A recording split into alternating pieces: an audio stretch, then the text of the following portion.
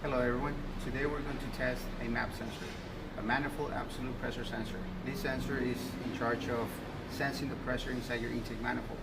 It will send this information to the PCM, and based on the information, the PCM will determine how much fuel is going to inject. If this sensor fails, you could have different drivability issues. You could have an engine running too rich, that means you're using too much fuel. You could have a rough running engine, you could stall when you go to a stop. So it will give different drivability issues, and it will turn on the check engine light. So if you have a check engine light regarding the MAP sensor, you have to determine if the sensor is working properly or not, or if some of the factors causing the sensor not to send the right information to the PCM. So today we're going to test the circuit of the MAP sensor using a multimeter. We're going to test the operation of the MAP sensor itself. So we're going to be able to backprobe the signal wire from the sensor, and based on how much pressure it's sensing, is this information accurate from the sensor. This sensor, in other cases, different manufacturers will use it for other information, like EGR operation. This sensor will be the feedback to the PCM to determine if the EGR system is working properly or not. And based on that, the PCM will know if the EGR system is working or not, and it will set a trouble code. So you will still have to be able to check the sensor itself if it's sending the right information. So we're going to be able to check the circuit with a multimeter. We're going to be able to test. Through this test, you will determine if the MAP sensor is doing its job properly or not.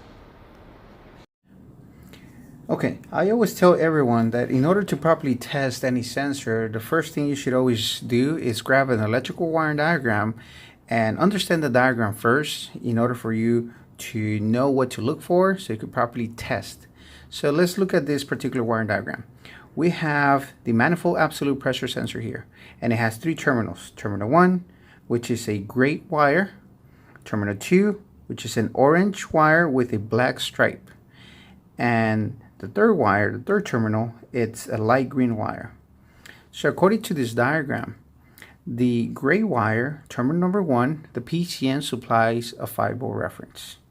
So that means you're going to see 5 volts at all times during key on engine off or key on engine running.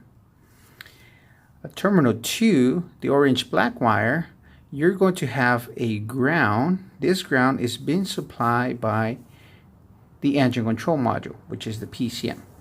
So you should be able to see a ground here at all times during key on or key on engine off or key on engine running.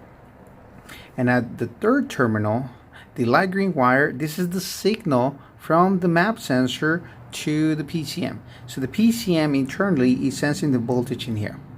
So whatever happens to the sensor voltage change, the PCM will know exactly how much pressure you have on your intake manifold. So to properly test or to properly hook up your multimeter, in order to check the terminal number 1 for the 5-volt reference, you connect your multimeter to terminal 1, you backprobe terminal 1, and then you go to the other terminal of your meter, and you're going to set your meter to a good ground.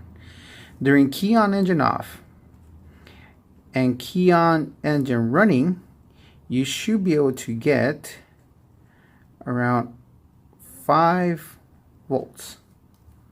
This voltage will be constant as the engine is running, regardless of the pressure on your manifold.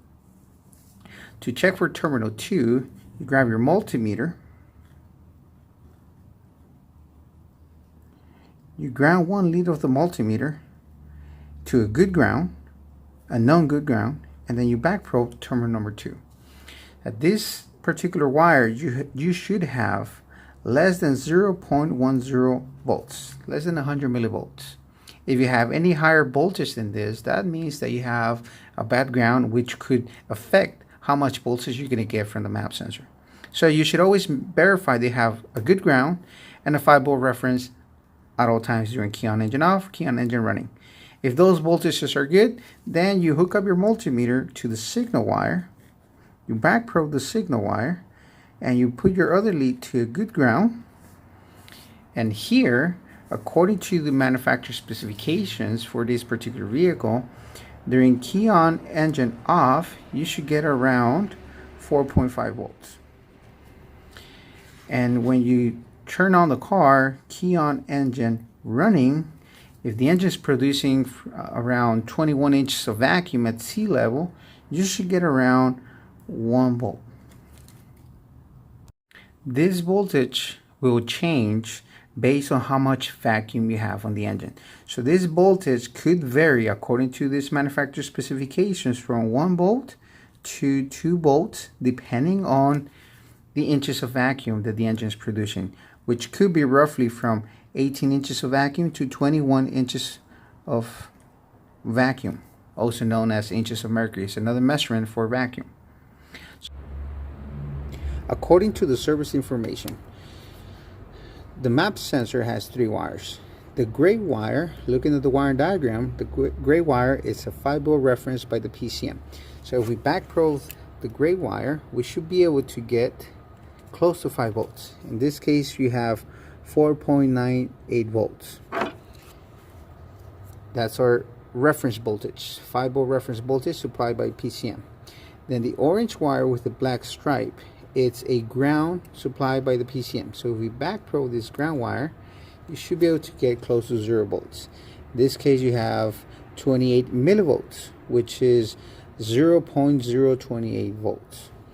And our signal wire is the light green wire. If we backprobe the light green wire, you should be able to get close to 4, according to the wire diagram, close to 4.5 volts. In this case, we have 3.9. So this is how you should be able to hook up your multimeter. Checking for the 5-volt reference that are present, checking for a good ground, and then the signal from the MAP sensor. This will vary based on pressure, position of the throttle, which will affect how much pressure you have on your intake manifold. So once you have this reading, you're going to compare it to your manufacturer specifications to determine if your MAP sensor is working accurately. So it's an important step is to check how much vacuum you're getting from the engine. And based on the vacuum that you're getting from the engine, you should compare it to the voltage. Okay, so here we have our multimeter hooked up to our signal wire from the MAP sensor. And we are also have our vacuum gauge connected to our intake manifold, which is measuring right now 0 inches of vacuum because the engine is off. As soon as we start a vehicle, you should be able to see from 17 to 21 inches of vacuum, steady needle, and also depending on the amount of vacuum, your MAP sensor should be able to drop in voltage based on how much vacuum you have from the engine.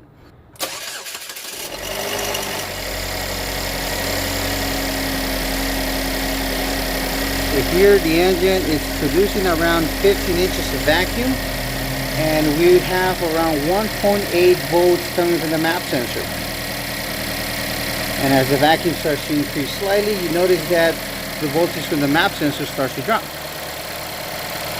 And so you want to see a steady needle at the vacuum gauge, and also the MAP sensor will be measuring voltage based on how much vacuum you have. So you compare this reading to your manufacturer specifications, because there are times where you could have high voltage from the MAP sensor and it could be due to a mechanical problem. So you want to make sure that the engine is producing the right amount of vacuum, because PCM will be measuring how much pressure you have on your manifold based on how much voltage you're getting from the MAP sensor. So to properly test, you should be able to measure how much vacuum you're getting from the engine, compare that amount of vacuum to the amount of voltage that you're getting. So you should be able to compare to manufacturer specifications. If you have the right vacuum but incorrect values from the MAP sensor, you could potentially have a bad MAP sensor, but you also have to check the rest of the circuit. In this case, we have 21 inches of vacuum steady, and we have around 1.2 volts from the MAP sensor. So in this case, we should be able to consider that the MAP sensor is working properly. Now, the MAP sensor is going to respond on the pressure in the manifold. Right now, we have the engine idling. What I'm going to do right now, I'm going to open the throttle. I'm going to snap the throttle. Notice the relationship between manifold pressure and MAP sensor voltage.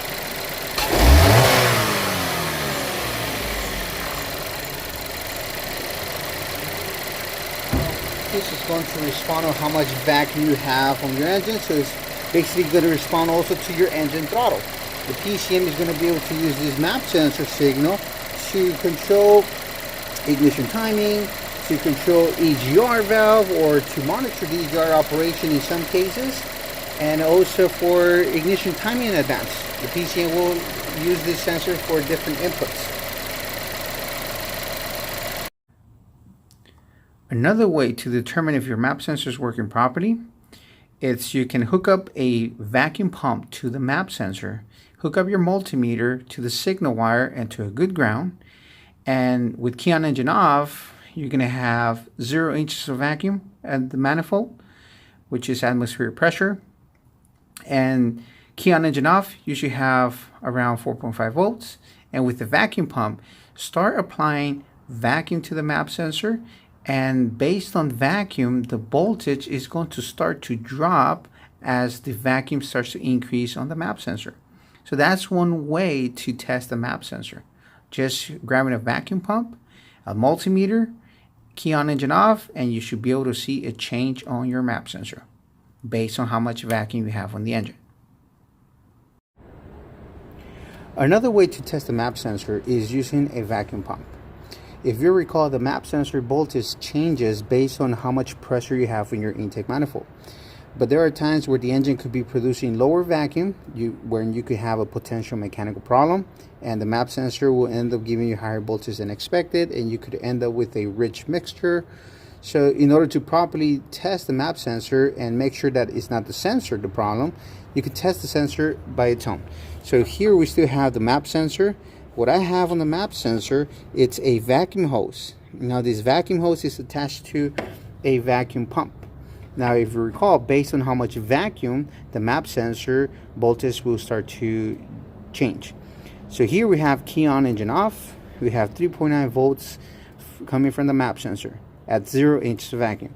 If I apply vacuum to the map sensor, there's 5 inches of vacuum. It dropped to 3.2 volts. If I apply more vacuum, there's 9 inches of vacuum, voltage dropped to 2.6 volts. And if I apply more vacuum, as I start to increase the vacuum, that's 14 inches of vacuum. You have 2.0 volts, 17 inches of vacuum, 1.5. That's 20 inches of vacuum, and it's giving you around 1.3 volts. There's 21 inches of vacuum, and its map sensor voltage is 1.1 volts. So the map sensor does change based on how much vacuum it's measuring. It changes based on pressure. So this is another way to test the map sensor and make sure that the sensor changes, the voltage changes based on how much vacuum you have or pressure on the sensor. So if I release the vacuum, the voltage should come back to the 3.9 volts again. And there it is.